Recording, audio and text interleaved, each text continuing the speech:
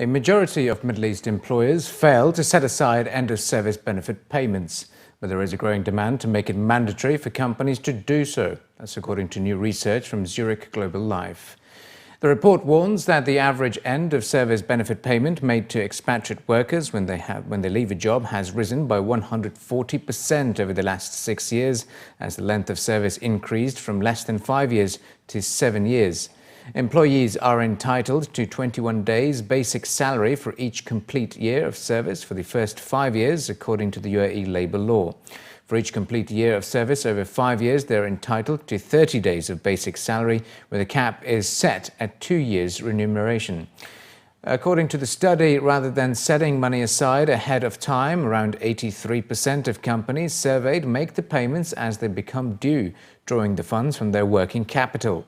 The research was based on a survey of 106 chief financial officers and finance executives across the sectors, with nearly a third working for construction companies.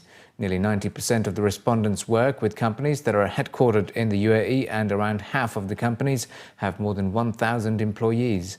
A 2010 report from the consultancy Towers Watson estimated that the aggregate end-of-service liabilities across the Arabian Gulf could rise to $75 billion by the year 2020.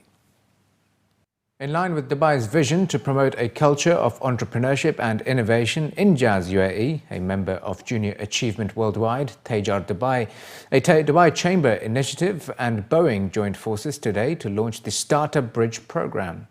Designed to be a bridge for potential entrepreneurs, the program provides youth with the support they need to take their creative ideas and turn them into viable business options. It also offers carefully selected entrepreneurial youth, each with up to 4 members, seed funding and professional training through specialized mentorship for 4 to 6 months. Upon the completion of the Startup Bridge training program, TEJAR Dubai will identify 5 projects to deploy each year, offering further support and guidance through incubation as well as investment opportunities. It ends with an annual competition, and this year, with the Boeing-sponsored Startup Bridge program, the top entrepreneurial candidates who completed the program in past years will be selected to take their ideas to the next level. TEJAR Dubai will definitely have them, incubate them, and provide them with all the other services that the program of TEJAR Dubai will, and will then put them in touch with one of the financial institutions in order to provide the proper funding for the project with the right follow-up in order to enable them to operate and manage their businesses successfully. And we hope in Dubai Chamber to create a very dignified business community that is both happy, comfortable, and can contribute to the improvement and development of the country. We're very committed in Boeing to working within the communities in the markets that we serve. We want to be part of the fabric of the community, and we have various ways to do it. Entrepreneurship is only one of those ways. We have many other programs. But we find that entrepreneurship is particularly useful in the Gulf countries and in the UAE. You know, the leadership of Dubai and the leadership of the Emirates, quite visionary leaders, have recognized that they can't do everything, and they are with us in stimulating stimulating an interest in entrepreneurship, and that's why we're here today. You notice that we have TEJAR Dubai with us today, the government, if you will, and they're 100% behind any effort to create an entrepreneurial spirit among the youth and to get these folks out there creating businesses and stimulating the economy. According to officials, with the UAE developing into a thriving hotbed for young startups, there is a need to ensure the long-term economic success of early companies.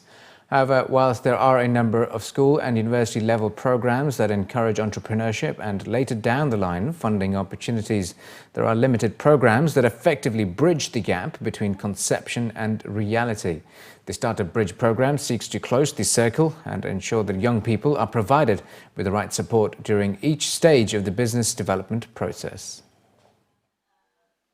With Boeing support, we did feasibility studies and we launched regionally a program called the Startup Bridge program, where you take these top entrepreneurial students every year and you give them seed funding, which I call the road test, a small amount to test the idea, do the research, and get ready for the real thing or the real market. Our partnership with TEJAR Dubai today closes the cycle because after the student entrepreneurial experience, what's next is Startup Bridge program for the entrepreneurial few that want to commit. And then after that, what's next?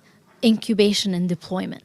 So 80% of the students that are going to participate in the program are going to be UAE nationals, and TEJAR Dubai are going to deploy them, invest in their businesses, and also incubate.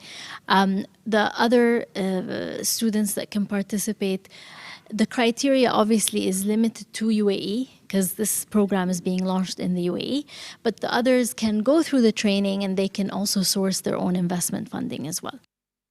Small and medium-sized enterprises in Dubai will be offered license fee exemptions as well as discounts on visa issuing fees as part of an agreement signed between two government bodies on Sunday. The Dubai Creative Clusters Authority and Dubai SME, the Dubai Department of Economic Development Agency tasked with growing SMEs in the UAE, have signed an agreement to support entrepreneurs and enhance their capabilities in the SME sector. According to an emailed statement, under the agreement, companies registered with Dubai SME and entrepreneurs will be exempt from the licensing fees for 5 years if they are registered within the DCCA jurisdiction. The statement added that the companies and entrepreneurs will also be offered discounts on visa issuing fees by charging the basic fees only. According to its website, the authority was set up in 2014, replacing Dubai Technology and Media Free Zone Authority, and is tasked with developing creative industries in the Emirate.